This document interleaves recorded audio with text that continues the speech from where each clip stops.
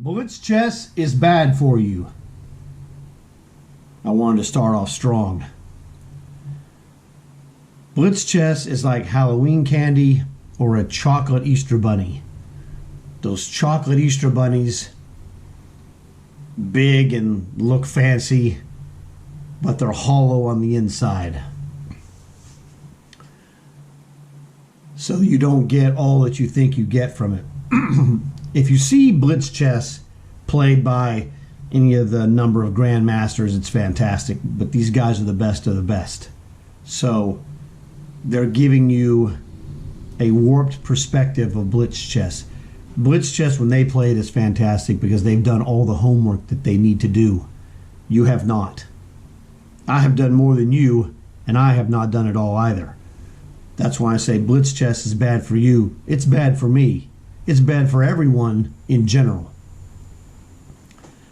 No one got to be a really strong player by playing Blitz chess exclusively. There's probably an exception to that rule, but the rule is still generally true. So I wanted to show you this game. I figured I'd play something that wasn't a Blitz game, and it would be a better game.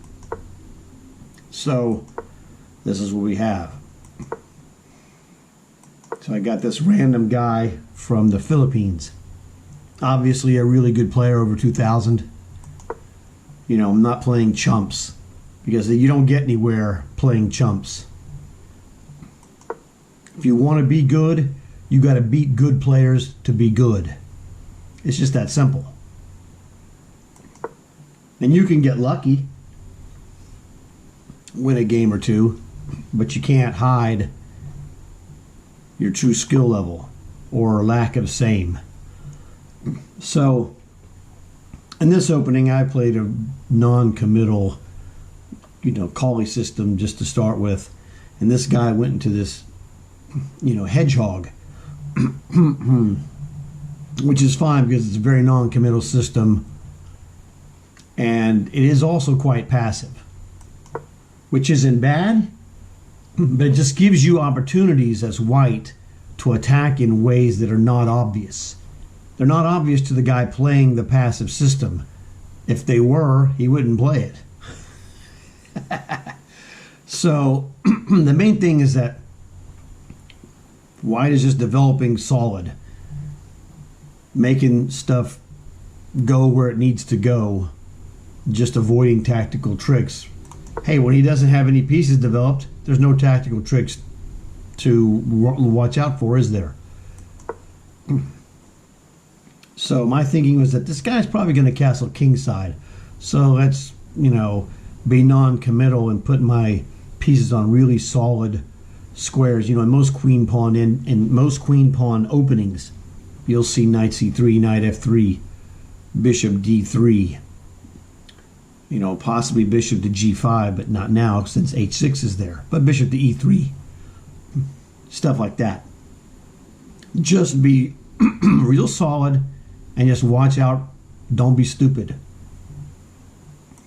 He's playing a non-challenging system that doesn't, it's non-challenging in that it doesn't produce a lot of contested areas. So, but those are, bishop b7 and knight d7 are both really strong, solid moves. They're not ambitious, but they are strong. So he's not doing anything. Hey, I'm going to go ahead and take e4 if you're going to give it to me. Now this is a move that isn't bad, but it could be bad. And that's the thing that happens, is that he's, if you look at the situation, he's most likely and better off to just go ahead and continue with g6, bishop g7, and either knight gf6 or knight e7,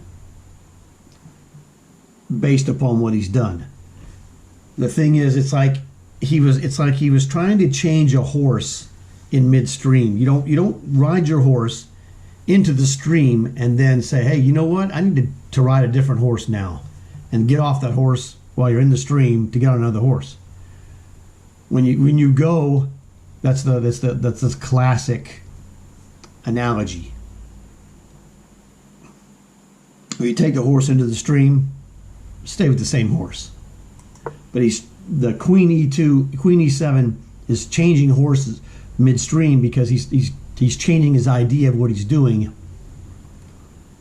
and committing his queen to a square that's not bad. It's just that it might have been better elsewhere, which he will admit momentarily. So, and like I said, queen e7 isn't a bad move, but it just produces a situation where doubt can creep in. If I was playing that system, I would have said, hey, double bishops, b7 and g7, get the knights out there. Queen goes out last, not third. Of the four minor pieces in the queen, the queen would go fifth, not third. And that's just me. But again, it's not a bad move. It's just that it becomes a bad move when he does this. Look, he went there in 2 moves. He could have gone there in 1 move, which isn't, again, bad necessarily. It's a little wasteful. So he goes there. If I go bishop to f2, queen takes free pawn. Ha. So, no. I'll make the quote weakness by moving g3. I'm weakening those white squares for his super bishop over there on b7. But the super bishop by himself doesn't do jack, so he's not impressing me. Okay, that's the dealio. Queen's got to move, so it took him 3 moves to get queen e7. Not terrible, but not really good either. It's like he's asking for it. I can't give it to him, but he is asking. Man, complete your development. Now, objectively, he must be a passive player because his best chance for anything would have been to play maybe f5. I mean, it's not going to do anything. I have a queen, a bishop, and a knight all defending e4. Queen, bishop, and knight are all defending e4. I got 3 defenders here. f5, if I play pawn takes, he gets bishop takes free knight. So at least he should have considered that maybe. Maybe he did consider it. I don't know. I don't know what queen to f6 does, though, to be honest with you. That one is a mystery to me. So that's move number 4 for his queen. And this is 12 moves. So he's 1 out of 3 moves has been with his queen. It's not a good sign. So my philosophy was that, look, my position is super solid. I don't care where you castle. And hey, if g3 is a weakness, I'm not going to castle behind that. I'll just castle queenside and, play king b1 and king a1 if I need to. It's like, no problem. I'm not worried about this guy. He's got 3 pieces developed. He's not in position to do much of anything unless I do something stupid. But on his own, oh my, that's a 1, 2, 3, 4, that's 5 moves he's made. His queen is now back on the original square. So, this is the second best move and a third best move and a third best move or whatever. Eventually this will catch up with you. Now, it's kind of begging me to do something, but I have a problem. The problem is my e-pawn cannot move to either capture or push because bishop takes free knight. So, put my rook on f1 so I can have f-file attacking, which seems at least 50% that's where it's going to need to go. It's either f1 or e1 really, and I thought f1 also guards the knight, deal. So rook h to f1, and I haven't checked with the computer to verify that yet. Yeah, well, whatever. I don't need to verify it. I'm just curious, but I think that's probably one of the best moves I could play. So All right, we are on what? Move 14. He just made his 14th move. Let's count the moves. 1, 2, 3, 4, 5, 6, 7. Half of his moves have been pawn moves. I'm sure that when you were taught to play chess, some adult explained to you don't make a lot of pawn moves and don't make a lot of 5 queen moves in the beginning. I'm just throwing it out there. I got that lesson multiple times. Anyway, so b5, I don't agree with it. Now, there is an advantage to b5. If white is stupid and greedy or doesn't pay attention, c takes b5 is a horrible move. Because he'll play a takes b5 and his rook is automatically developed to the best square it could probably be on. So that would be a horrible move for white. So one of the main principles of chess is that if your opponent is starting an unfounded wing attack, I would say b5 qualifies at least a little bit as an unfounded wing attack. He doesn't have his business taken care of. His king's not fully safe. The counter to that is either a counter on the opposite wing or in the center. f5. This f5 shows the foresight of rook to f1. Now it's on. He can't really jack with my f-pawn because I have power behind it, and that includes sacrificing a pawn if necessary to open lines against his poorly defended king. So b5 I thought was a borderline mistake. It did have potential upside, but I'm not stupid, so I negated that. So he needs to get his business under control. Well, he certainly can't castle queenside after that b5 move. B takes c4 to me is a big mistake, because now he just puts my bishop on another really strong diagonal. So he's, again staring down some nasty stuff. I mean, it's terrible. Maybe d5 is the move, but if he plays d5, e takes d5, e takes d5, it loses a pawn. I'm just going to play knight or bishop takes d5. I guess knight takes d5 probably is the move. It's looking ugly already, because that knight needed to be on e7, then d5 is a playable move, and that bishop needed to be on g7 so that f6 might not be a problem for him. But he was jacking around with his queen. The 5 moves he wasted with queen moves could have been bishop to g7, knight e7, a castle, or a 000 and not whatever. So what happens? He's going down the slippery slope. Now this guy must have thought, hey, well, the proper response to a f-pawn push is a c-pawn push. And, well, yes, maybe sometime, somewhere, but not today and not here. But this just gets tactically refuted by a 1400 player would see, hey, this rook and this queen are really nicely matched up. So one of these two pieces, a knight or a pawn, cannot defend this. I'm attacking it twice with the pawn and the bishop. He's only defending it once, because if the pawn takes, the knight's pinned. The knight takes, the pawn is pinned.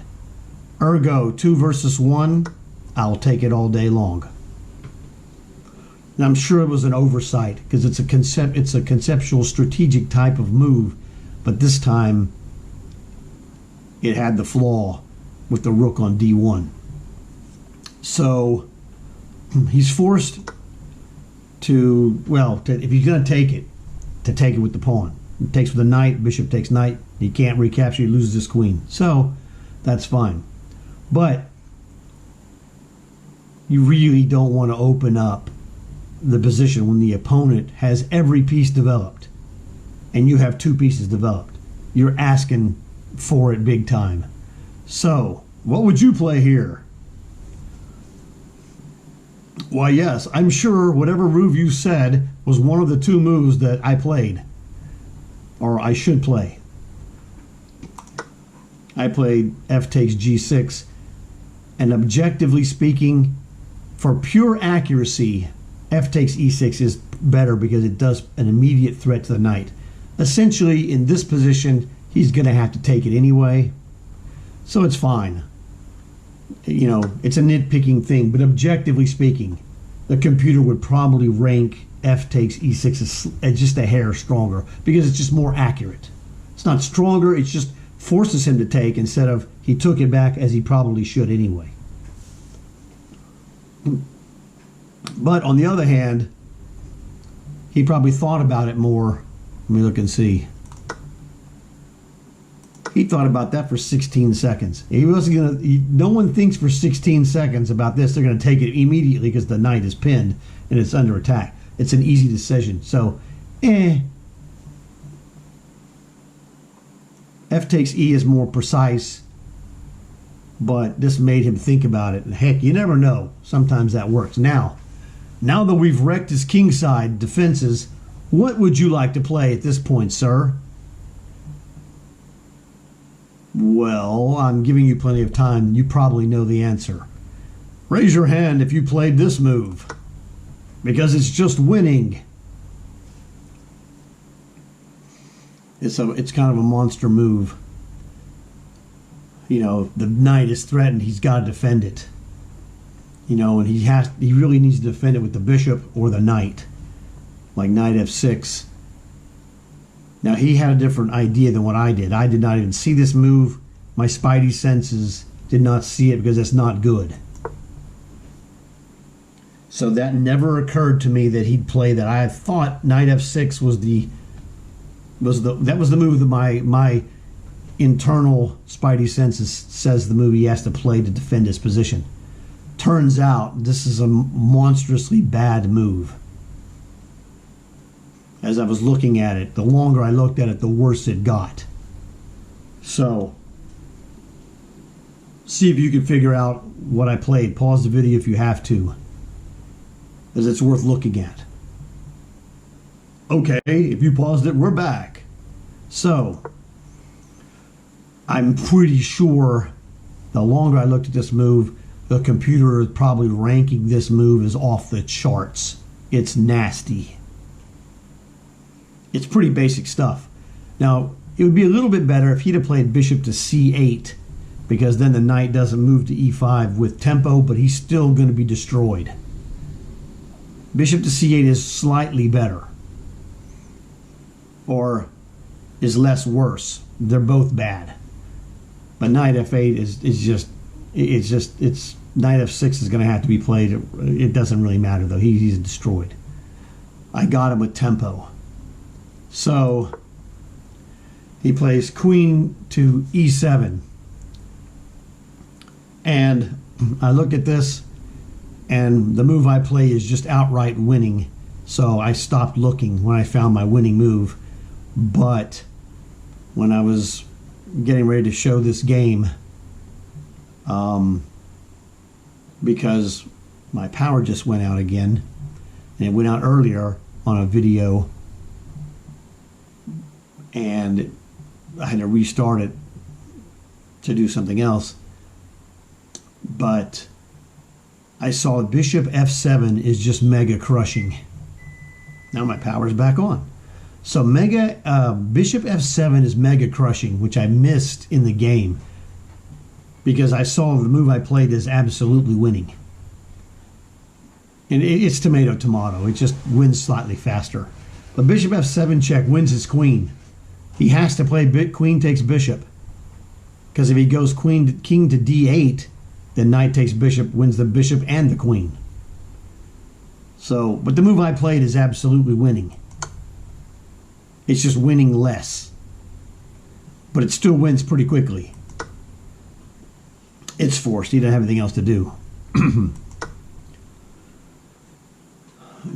Knight takes, of course, is better than rook takes because that knight is hanging on e5. So now he's like, he's a piece down with nothing. He's trying to piece some kind of resistance together to maybe he could get lucky with, bishop g7, which is probably the best move there is, because I was threatening rook takes f8.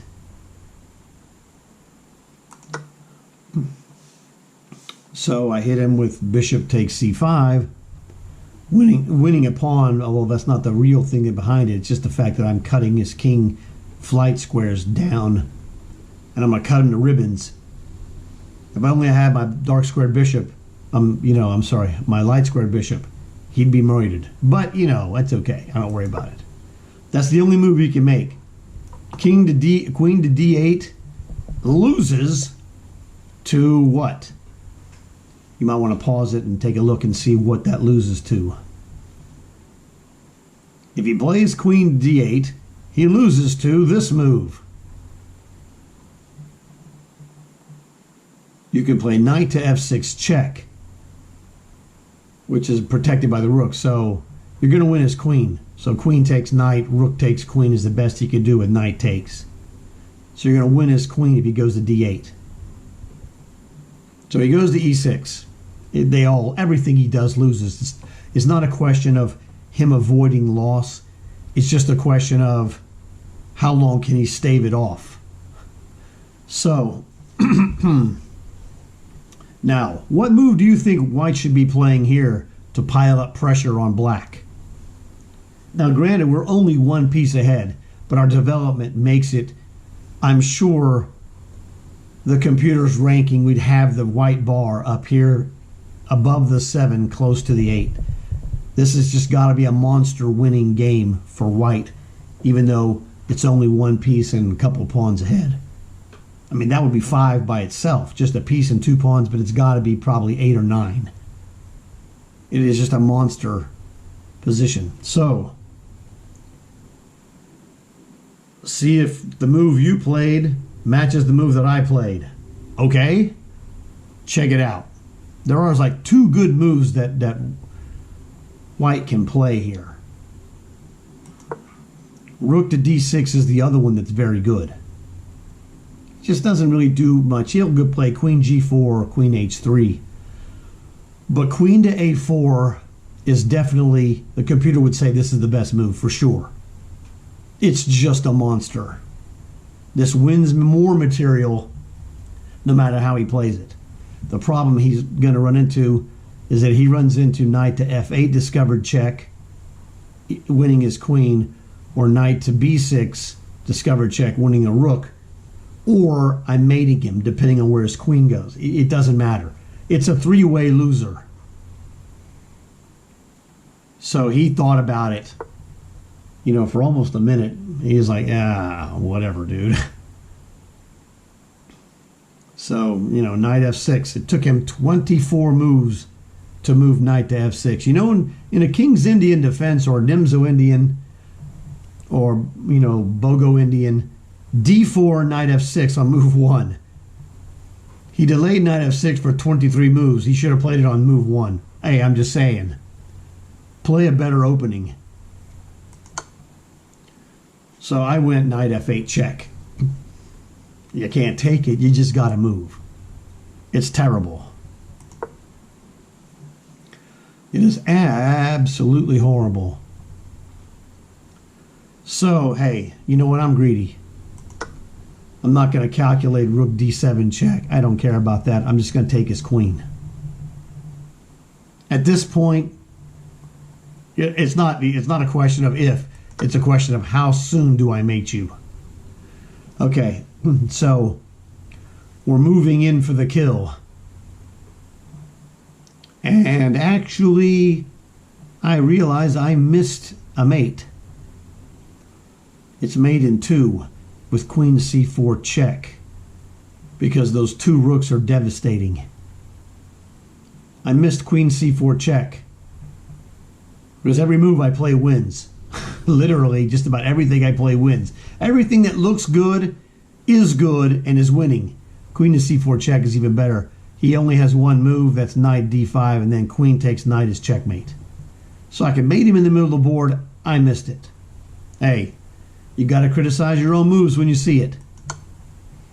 Don't say, maybe no one will see this move. Okay, so it doesn't matter. He's getting checkmated one way or the other. So now he has one move. That's it. And now you'll notice that knight is pinned by this rook. So let's just move in with even more. Queen to d7, but I did miss a mate to 2. What are you going to do? But again, it's such an overwhelming thing that it doesn't matter. Okay, so we're pressing forward on this guy, hammering him into the Stone Age. Do you see the move to play? There's actually, again, you've got a couple of things going on. He's completely dust. We could have just played Queen e6 check. That wins outright. King h7, rook takes f6. Doesn't really matter when you take it. So he goes there. This may be a little bit better than that. Pretty wicked check. So it's all bad. At this point, he resigned because he saw that there's nothing he could do. He would have resigned sooner if he'd have realized what I realize now, that I missed that mate in 2. Oh well. It's an overwhelming position. Everything you do wins. You can't really complain. It wasn't like I was in time pressure. So, but that's just one of those things that came up. And the game was easy to play, relatively speaking, because he made some mistakes that a good player will punish quickly, as you saw. 5 queen moves, 7 pawn moves. You're just asking for it, even though there was no obvious, wasn't an obvious gift of a piece or whatever. This is what happens as you get higher in level. You understand how to do things that other guys don't yet understand how to do. But this is a 10-minute game, and I approached it mentally different than a blitz game, because a blitz game, it's chocolate candy. You can't live off of chocolate for very long. Okay, blitz chess is highly seductive, but blitz chess is dominated by fast moves more so on average than good moves. You're going to have some good moves that are fast and some fast moves that are not good, that still work because the guy doesn't have time to figure it out.